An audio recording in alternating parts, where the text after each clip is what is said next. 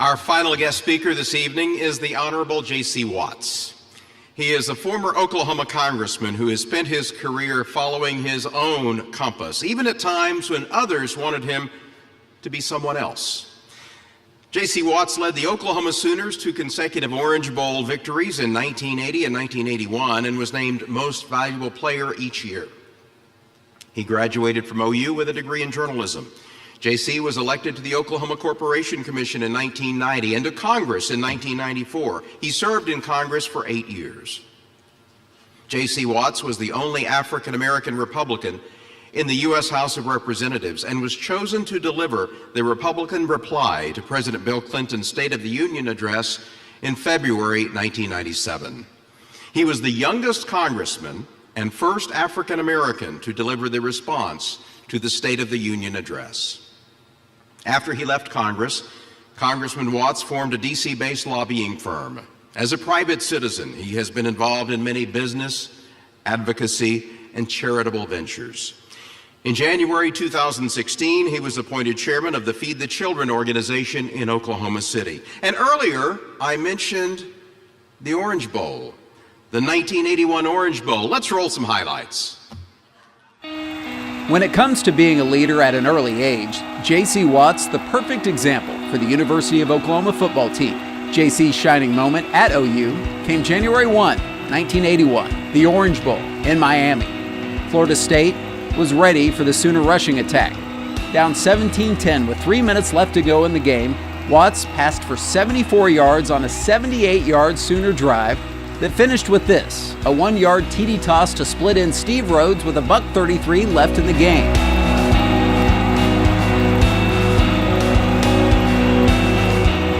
Down 1, Switzer makes a gutsy call to go for 2. Florida State thinks run. J.C. puts it in the air again, this time to tight end Forrest Valora. OU takes the lead. They hold on to win 18-17. J.C. named the Orange Bowl MVP for the second straight time.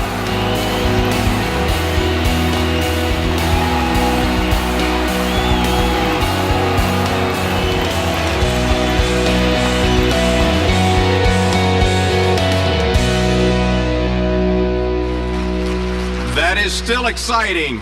Ladies and gentlemen, J.C. Watts.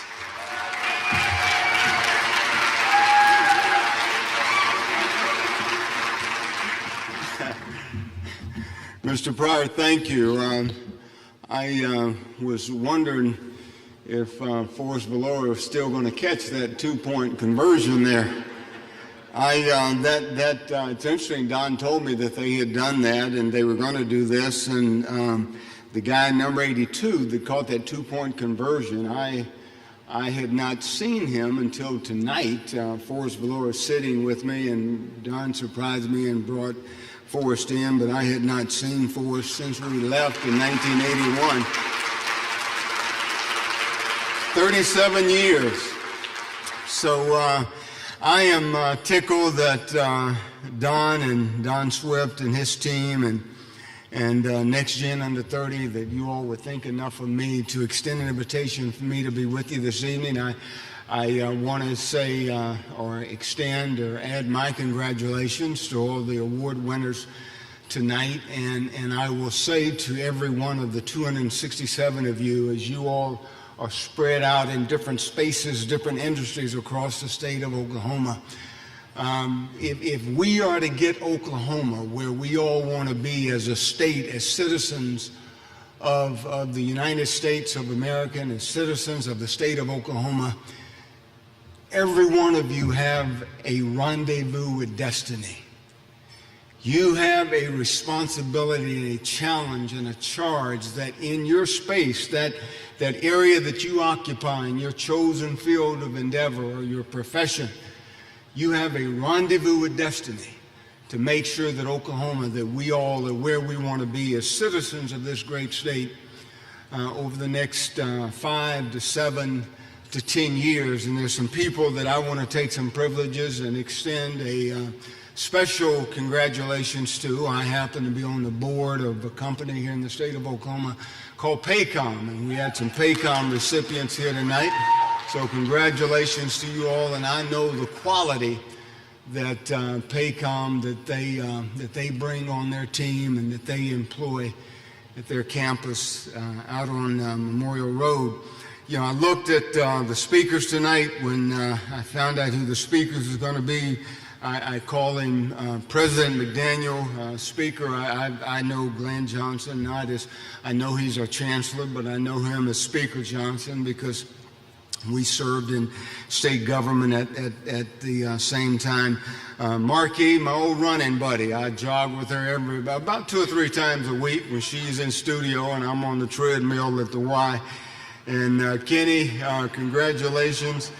And how I got to be a part of this group, I don't know, but I am thrilled to be one of your speakers this evening. I heard a story here a couple of months ago about this 8-year-old girl that had gone home, and at school they were talking about evolution and creation, and she had gone home. She had taken the discussion home to her parents, and she asked her mom, she said, how did we get here?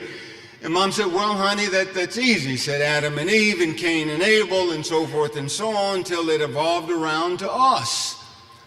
She thought, that makes sense. So she went, she talked to her dad. She said, Daddy, she said, Mom said we got here through Adam and Eve. Said, what's your thoughts on how we got here? And Dad said, oh, no. Said, honey, we didn't get here through Adam and Eve. We got here through monkeys.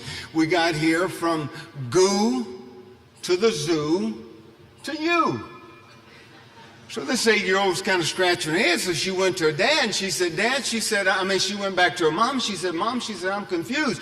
She said, Dad said we got here through monkeys, and you said we got here through creation. She said, Adam and Eve. She said, how do you explain that? The mom said, oh, honey, that's easy. Said, I told you about my side of the family, Dad told you about his. You know, I am quite amazed that Oklahoma has been extremely good to me. And everything that I've set out to do when I started out at Eufaula, Oklahoma, being one of 2 black kids to integrate Jefferson Davis Elementary School when I was in the 2nd grade, and growing up and being able to see the life of the Silman brothers, and those 3 guys gave me a picture of what it was supposed to look like, and I've been blessed to have been able to see that. I've been blessed to have black men and white men and red men so into my life, starting in Eufaula, Oklahoma. My high school basketball coach was full-blood Creek Indian. My dad obviously was black, and my football coach was white. And those men and school teachers and parents and friends and teammates that's sown into my life over the last 61 years come November 18th.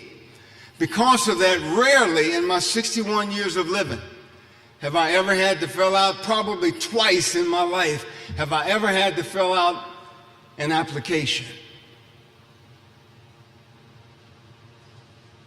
The passion that these awardees, that they exhibit in their chosen field of endeavor, I caught that passion at an early age.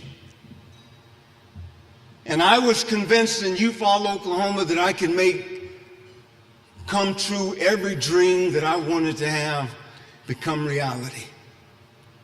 I felt like someday I could become the starting quarterback at the University of Oklahoma.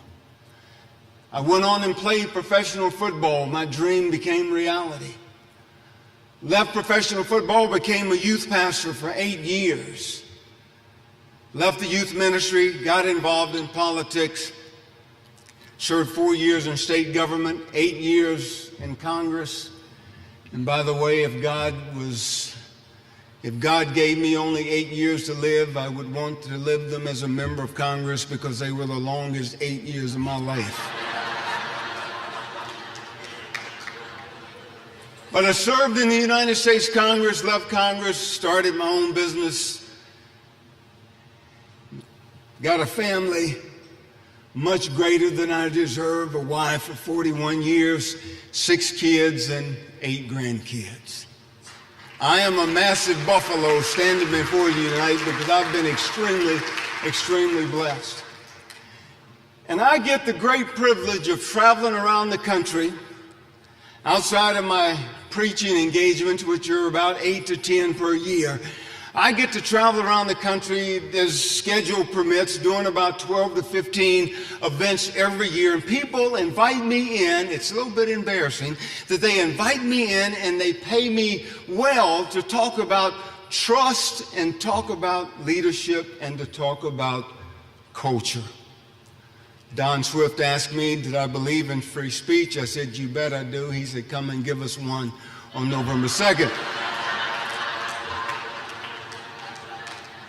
But I usually get paid to do this. And what I talk to people about in the awardees tonight, you're going to get a copy of my book, Dig Deep, 7 Truths to Finding the Strength Within. And one of the things that I talk about, that I found this to be true in athletics, I found it to be true in my political life, I found it to be true in my business life, I found it to be true in the ministry. One of the critical things to understand in you as NextGeners and getting from one level of glory to the next and one level of your life to the next, to the next, to the next, it's not allowing your dysfunction to become your normal. And ironically, we all are dysfunctional. It's just a matter of degree.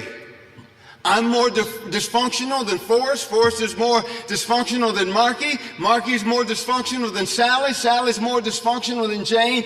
But we all are dysfunctional. It's just a matter of degree. And if you think that you're not dysfunctional, that's your dysfunction.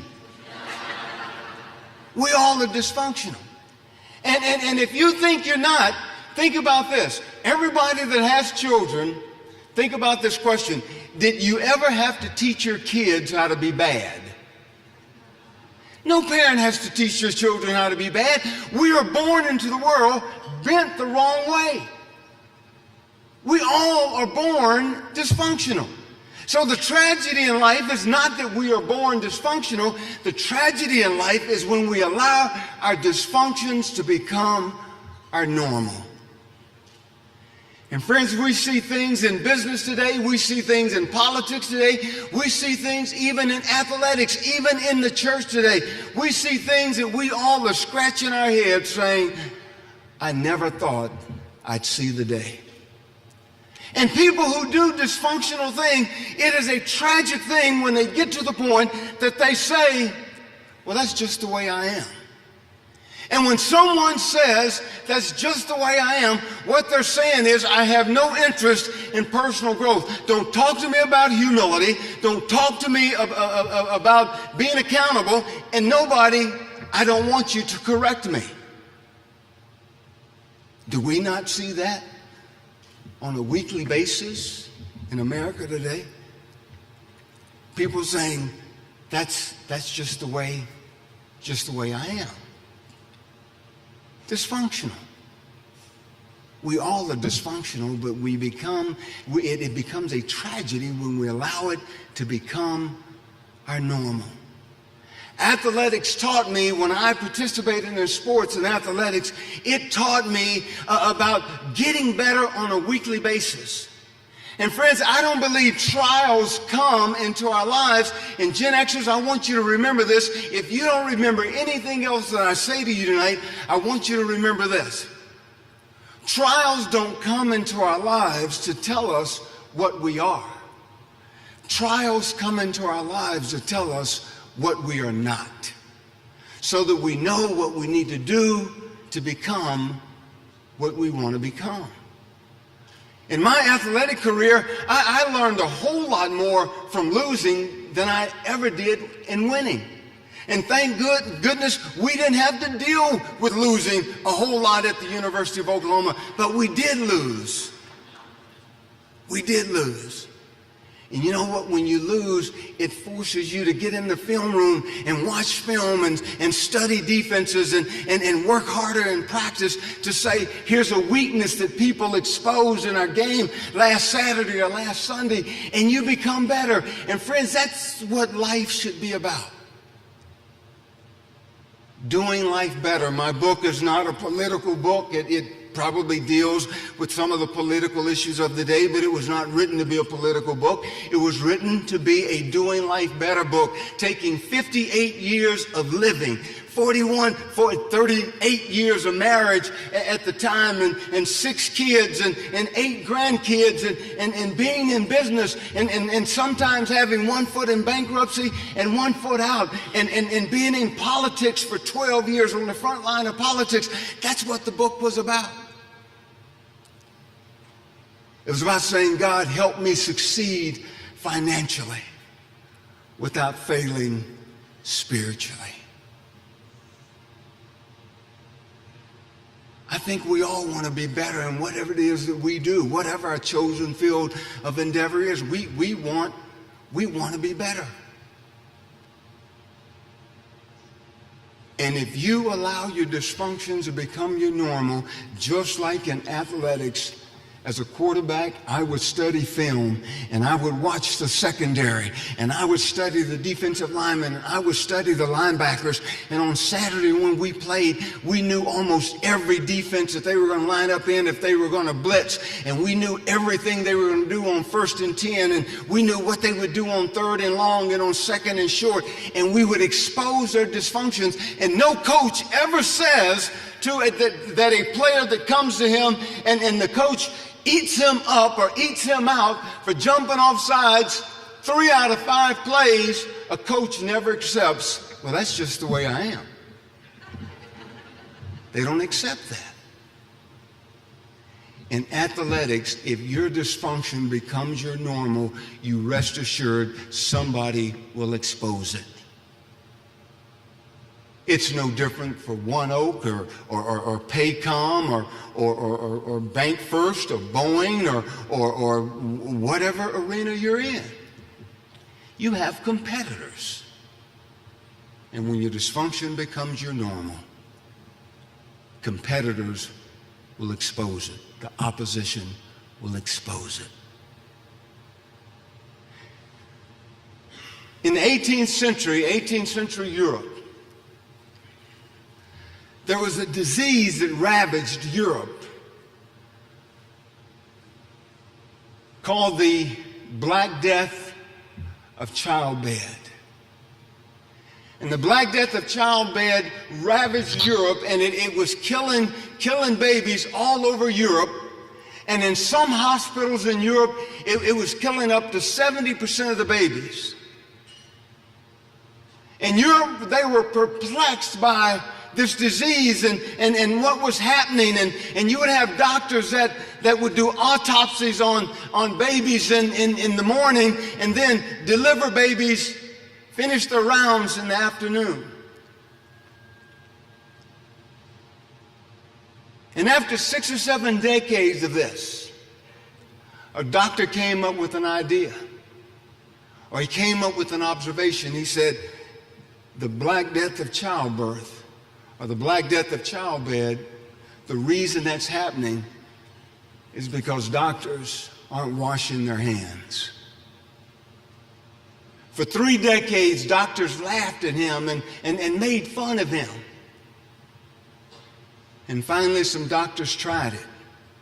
They washed their hands. They sterilized their equipment. And friends, the Black Death of childbirth was wiped out. What's my observation from that story when I read that story? The observation was this. We have to admit that sometimes you're the problem.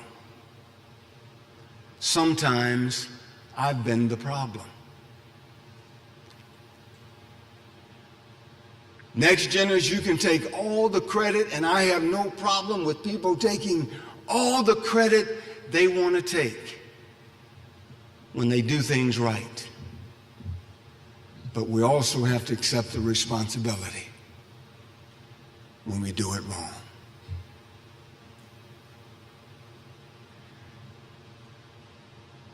Don't allow your dysfunctions to become your normal. I close by leaving you with this.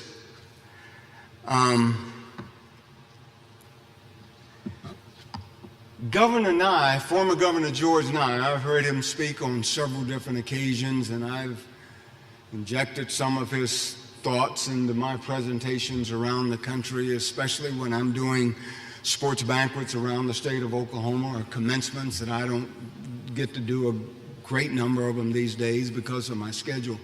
But Governor Nye reminds us that several times I've heard him speak, he talks about the people from Oklahoma, the astronauts. And, we've got a National Football League Hall of Famer from Eufaula, Oklahoma, a guy named Leroy Selman. Astronauts from Oklahoma, some very successful business people from the state of Oklahoma, some Fortune 500 companies from the state of Oklahoma. A technology company, HR software firm with 2,000 employees in the state of Oklahoma. What does that tell me? It tells me that the air they breathe in Austin, Texas, the air they breathe in New York City, the air they breathe in Silicon Valley, doesn't make them any smarter than it does us here in the state of Oklahoma. We've got technology firms here. Governor Nye reminds us, NextGeners, you can do it from here. You can do it from Eufaula, Oklahoma. You can do it from Bug Tussle, Oklahoma. We had a guy by the name of Carl Albert that was in line, was the Speaker of the United States House of Representatives, third in line to become the President of the United States. If I ask NextGeners are as familiar with Bug Tussle, Oklahoma as they are with party lines. Nobody knows where Bug Tussle, Oklahoma is. If you're NextGener, probably, unless if you're from the McAllister area. Party lines. I talk to students on college campuses about party lines and about marbles, and they look at me like I've got a fish head. But you can do it from here. You can do it from Oklahoma, the 46th state in these United States of America. You can do it from here. Gonna be challenging, gonna take hard work, gonna take relationship building. And I say to you here, I learned about relationships in athletics, and let me tell you, relationships will cover a multitude of sin. In the locker room, I could say things to my teammates that on the streets would sound strange. They would say things to me that would sound strange, and people would be critical, but I'd say, that's Forrest. He didn't mean anything by that. And Forrest said, well, that's JC. He didn't mean anything by that. That's what relationships, that's what they do. They cover a multitude of sin. NextGeners, 50-year-olds, 60-year-olds, 80-year-olds who are here tonight. Trust is built not by going in a meeting, and before you go in the meeting it starts at 10 o'clock and you're on your iPhone and you're texting and you're answering emails and you get in the meeting that starts at 10 o'clock and you have a 30-minute meeting. And by the way, I don't allow cell phones in any of my management meetings. And then you get in the meeting, you meet for 30 to 45 minutes, and as you're walking out, everybody's on the cell phone, and they're texting, and they're responding to email. And nobody's talked about the mission and the plan and the strategy and next steps and to get us from A to B to C to D, etc. Nobody's talked about that. Friends, relationships are built by saying, hey, Marky, I hear your mom's in the hospital, and gosh, can we bring you dinner tonight? Hey, Don, I know you got that. You've got to get that report out next week. Have you done anything on it? Don says, no, I'm way behind. Hey, can I help you? Let me help you. That's how trust is built. That's how relationships are built. You can't find an app for trust, relationship, and building the right culture and growing the right kind of leadership. It takes time. You can't find it on the app. Young people, let me tell you, you not allow your dysfunctions to become your normal. You understand the value of relationships. You continue to pay the price. People will say about you what Reverend Martin Luther King said when he said, if you're a street sweeper, you sweep streets so well that when you die, people will say, there lies the greatest street sweeper to ever live. I wish you the best.